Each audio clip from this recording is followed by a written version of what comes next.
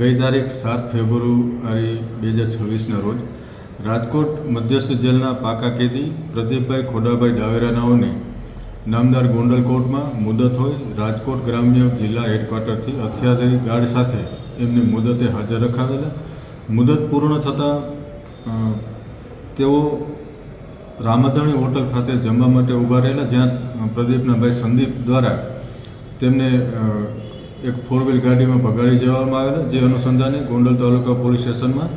ગુનો દાખલ કરવામાં આવેલો. સદરનો આરોપી પ્રદીપ ખોડાભાઈ ડાવેરા રાજકોટ શહેરમાં સન 2017થી આશીષ ક્રેડિટ કોઓપરેટિવ સોસાયટી તેમજ સમય ટ્રેડિંગના નામથી સહકારી મંડળી ચલાવતા હતા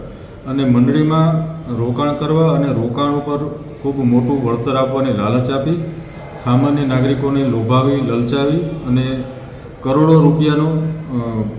વિશ્વાસઘાત કરેલ, છેતરપિંડી કરેલ, જે અનુસંધાને રાજકોટ શહેર ગાંધીગ્રામ પોલીસ સ્ટેશન, જામનગર અને પ્રદ્યુમનનગર પોલીસ સ્ટેશનમાં GPID એક્ટ મુજબ ગુનો દાખલ થયેલા અને અંદાજે સદરો આરોપી ઉપર નેગોશિયેબલના કુલ 112 કેસ છે, જેમાં જામનગર, રાજકોટ, ગોંડલ, વાંકાનેર તેમજ ઓખા કોર્ટમાં નોંધાયેલા છે.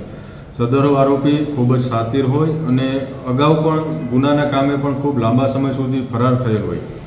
મહેરબાન પોલીસ મહાનિરીક્ષક શ્રી અશોક કુમાર સાહેબ તેમજ રાજકોટ જિલ્લા પોલીસ અધિક્ષક શ્રી વિજયસિંહ ગુર્જર સાહેબનાઓ દ્વારા સદરો આરોપીને પકડવા માર્ગદર્શન અને સૂચન કરેલ હોય, જે અનુસંધાને લોકલ ક્રાઇમ બ્રાન્ચની તમામ ટીમ છેલ્લા 20 દિવસથી આની પાછળ સતત વોચમાં રહેલ અને ટેકનિકલ એનાલિસિસ તેમજ હ્યુમન સોર્સ દ્વારા સદરો આરોપીને પૂના ખાતેથી પકડી કાયદેસરની કાર્યવાહી અર્થે ગોંડલ તાલુકા પોલીસ સ્ટેશનને સોંપવામાં આવે છે.